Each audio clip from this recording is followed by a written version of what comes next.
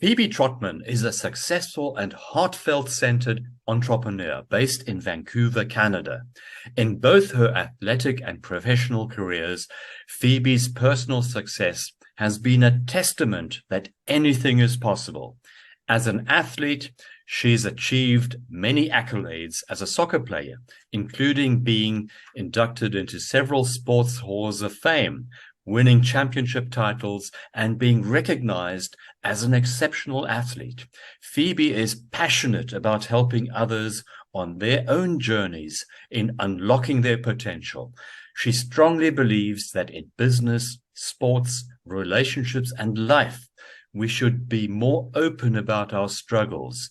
A theme in her book, Never Quit on a Bad Day. Welcome to our show, Phoebe. Thank you so much, Reino. It is a pleasure to be here with you today. So thank you so much for having me. Well, let's dig right into your book. Okay. How did you get onto this title? It's an interesting journey, if you will, because I didn't really set out to write a book. I was with some friends and we were talking about what next. And I said, I always wanted to create something that would help and inspire people just because I've been inspired so much along my journey. And they were the ones that suggested to write a book. And at first I was like, I don't know. And then they kind of reminded me of another story I shared with them where they kind of flipped it back on me and said, a book is a great way to help and to inspire. And so I simmered on it a little bit. And then I kind of thought, well, if I'm going to write a book, it has to do two things. It definitely has to help people and I have to feel passionate about it. And I realized that I did want to share more of the challenges and the struggles that people go through because it gives people that hope and more so than that is to give some tools and strategies that other people have done in their journey to help others. And so I thought about the saying, never quit on a bad day. It's inspired me along my journey. And I wasn't sure if it was going to be available. And then I always do this thing with God. I call it my open the door, close the door. And I was like, okay, well, if the domain name, never quit on a bad day, if it's available, then I know you're opening the door. I should move forward with this name of the book and theme and brand. And I came home and I checked it and it was available online. So then I said, okay, well, here's the name of the book because it's such a powerful saying. I've carried it along through my journey. And I just know if more people understood the saying, how powerful it was and really truly lived it, how much further along we would be in our own life and our own journeys in terms of living a journey or life of things that we're passionate about and that we're excited about as well too. I'm sure you've been through highs and lows in your sports career. You win, you lose, and how did you learn to deal with adversity and You those know, it, low moments? Yeah, well, it kind of just comes along with anytime you're pursuing, goals and dreams in life and in sport, there are going to be those bumps in the road. There are going to be those losses, getting cut from a team. And, thankfully, my parents always raised my brother and I to push through those things, a lot of challenges, again, even, being a person of color in a community that was not filled with a lot of people of color, there was a lot of adversity in that. And I think my parents, they always just instilled in us to do our best, be our best, and the right people would appreciate that. And so I carried that through in terms of my sports. And so when there were those bumps in their own challenges, I had times where I didn't make a team and I was devastated. And it was like, came down to one of those, well, what do I want more? Do I want this sport? Do I want to succeed in the sport? And then having some of those gut check moments where it's like, well, what can I do? What can I control in terms of my playing ability? Can I practice more on my own? Can I get up early and train? And so I did a lot of stuff outside of what you would see on the field to make sure that when it came down to another opportunity, it wouldn't be a situation where I didn't make the team. It would be a clear-cut, obvious choice that, yes, we want Phebe Trotman on that team. Yeah. So what has been your biggest obstacle? Oh, there's been many along the way. I mean, I'll go with the business world. When I decided to be an entrepreneur, well, it kind of happened a little bit out of a different situation in the sense that I was starting some side projects when I was working full time. And in my head, I had planned to kind of build up those side projects till when the income is high enough, then I would transition into being an entrepreneur. And what I had done is at my full-time job, there was lots of times where I'd finish a project and I'd go to my boss's office and I'd be like, okay, I'm done. What next? next? And he'd be like, well, give me a minute. And in those minutes is when I would be building my other businesses. And I had planned to continue on that. And then unfortunately, he came into my office one day and told me that the company was going bankrupt. We were all going to be laid off.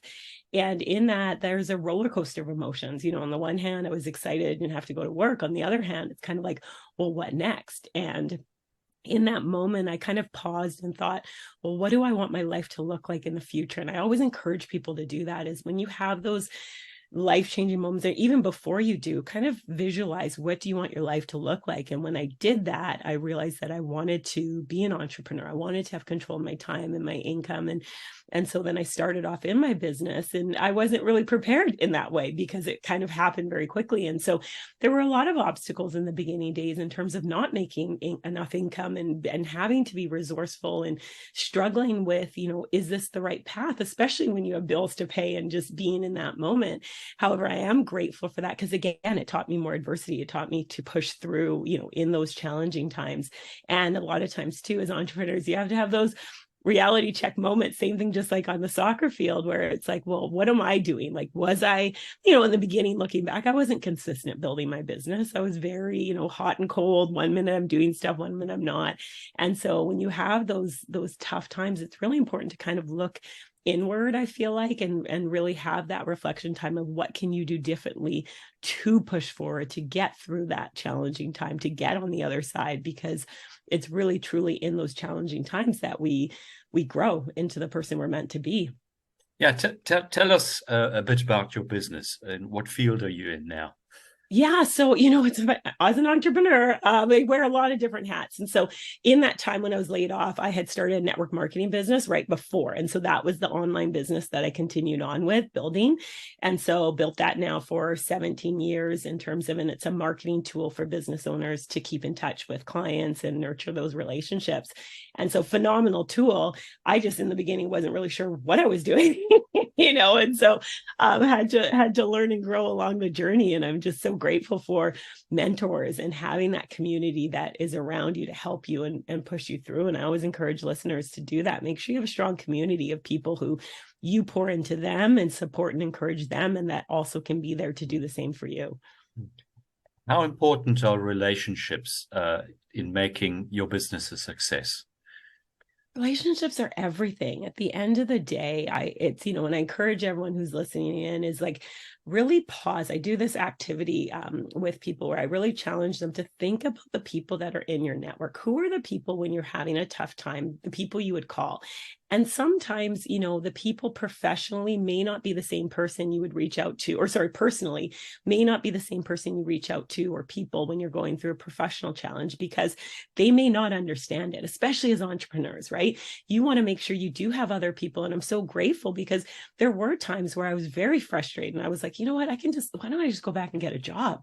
This isn't the path I'm meant to be on. And I had great people who said, you know what, I get it. I've been there. I'm just a little bit further ahead in the book.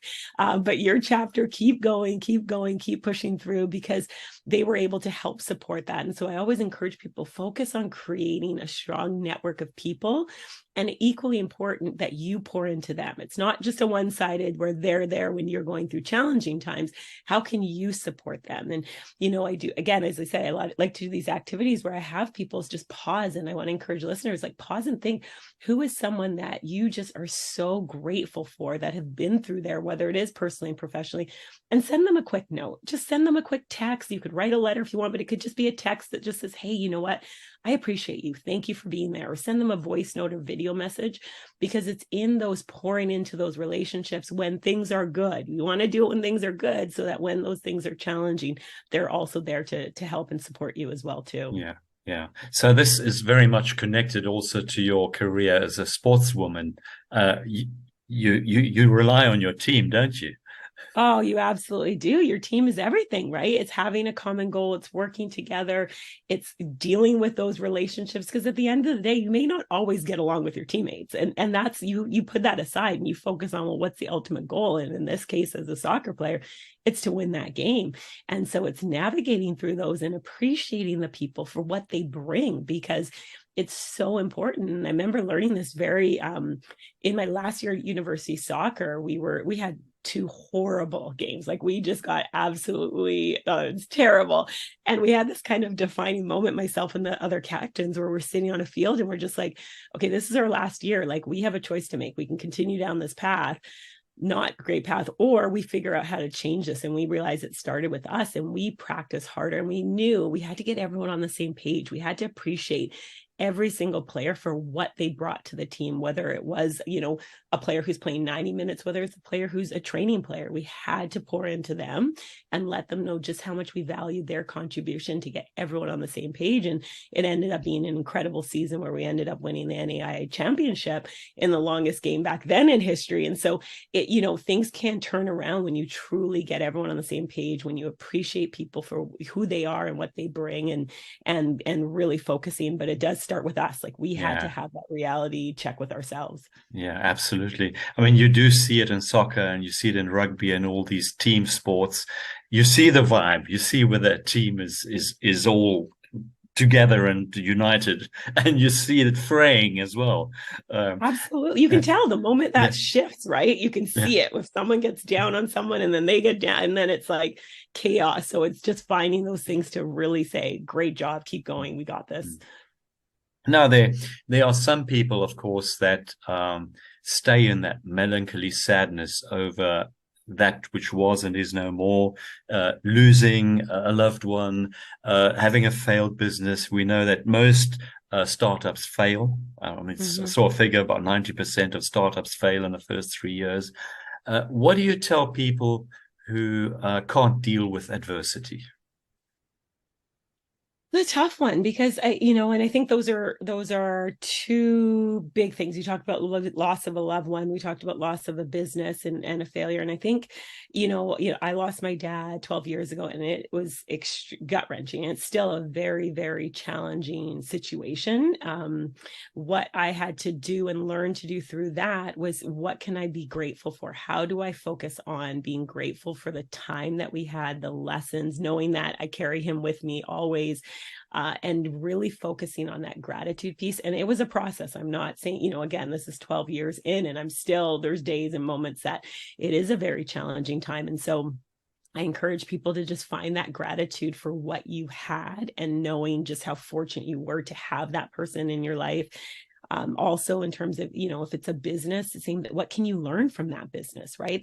There isn't, we're a lot of times we're so scared of the word failure, and I get that. I don't want to fail either. I don't like the word. However, if we can reframe that and start looking at failure is part of the process to get to success, right?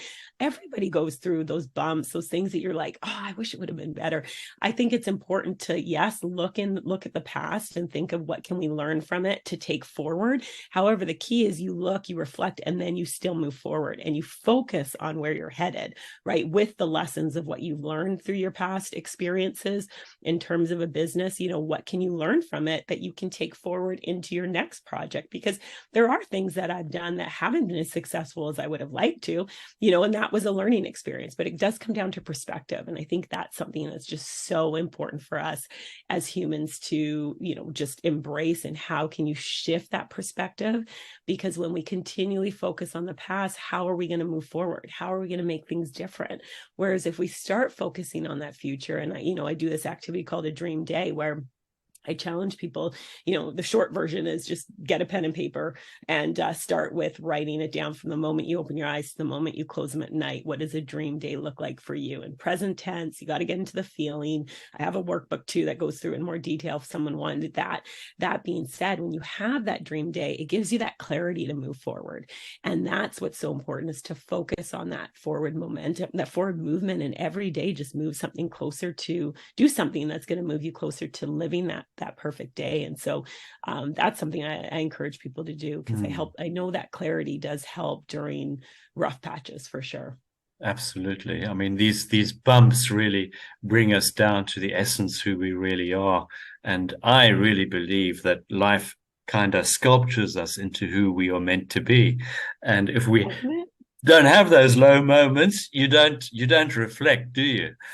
No, you don't, because you're just like everything's just rolling forward. It doesn't cause you, those bumps do cause you to slow down, right? It's a bump, and then you have to reflect and be like, okay, is this the right direction for me? Is this the right lifestyle for? Is this the right business for me? Are these the right people in my life for me to move me closer to what I want to accomplish? And I do think, as tough as those bumps are, they are part of it, and you get to see who you really are when those bumps happen, right?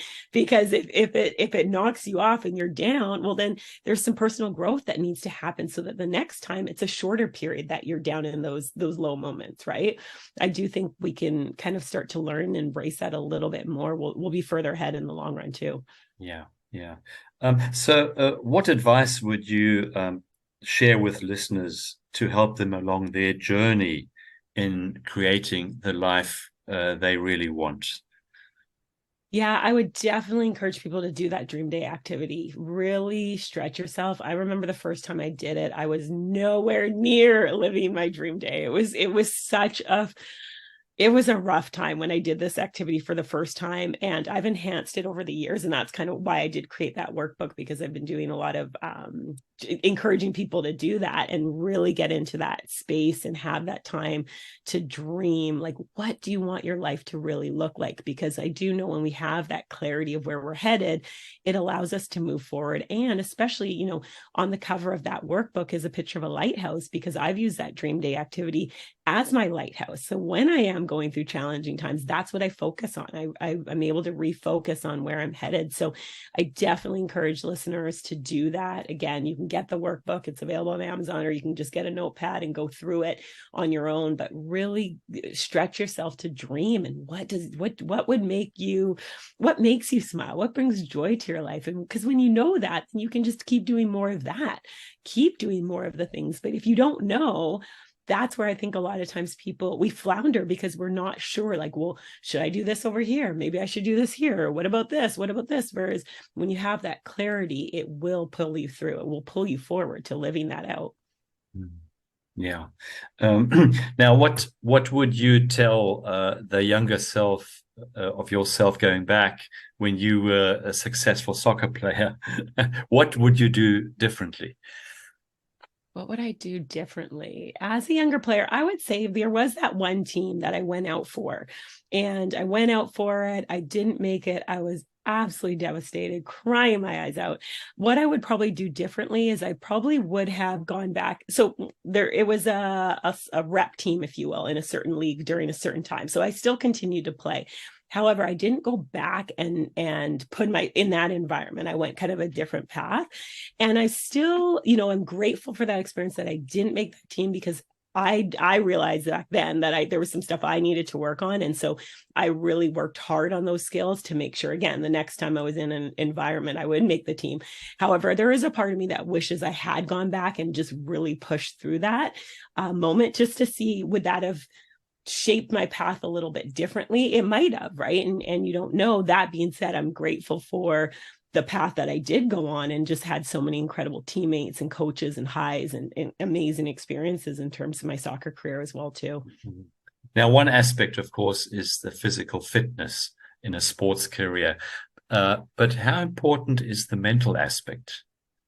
The mental aspect is huge. It really is, because the mental aspect will help you push through the physical aspect, because it is tough when there's times where you may not want to go out and train. I live in Vancouver. It rains a lot. There were times when I didn't want to be out, doing lines to make sure my physical fitness was where it needed to be, or going for a run, or going to the gym. That being said, your mental game is so important, because the mental piece is what's going to push you forward to go do that, because you're focusing on your goals. You're focusing on what you want to accomplish. I used to do, before every game, I started when I was in university, I would do my physical warm up, and then I would take 2 to 3 minutes. I'd sit on the bench, I'd look out on the field, and I'd visualize myself scoring, getting in hard for tackles, us winning the game. How would we celebrate? And I took that time, and it was funny because all my teammates back then are like, "What are you doing?" They're like, "You're not even warming up." I'm like, I'm warming up here. And, but it was so important, because it allowed me to get in that space of mentally seeing what was going to happen. And then, because I did the physical training that needed to happen to make sure I could perform on the field, then it carried through, if you will. So I always encourage young athletes and just people in general, visualization is such a powerful tool. That's why, again, the dream day, it's the same idea. You're visualizing what you want to create. So having that clarity and as a mental picture will help you in terms of the physical side too. So you were actually visualizing scoring those goals and winning the game and celebrating. Oh, how amazing. Yeah. Yeah, I think I have to. And going in hard for tackles, it wasn't even always just visualizing winning that game. It was visualizing my performance, my contribution to that field, that team, that particular moment in terms of being hard stuck in for tackles and getting back if I needed to. And yes, scoring goals and putting that all together. Sometimes it would visualize the actual win. Sometimes it was really just performance. How can I contribute? And here's how I'm going to start with my mental and then physically bring it on the field. Yeah, wow. Well, I think you are really an inspiration. You're so passionate about what you're doing. And I think many people can be really inspired by your work and especially about your book. What final message would you give to our listeners? Many of them are women, by the way.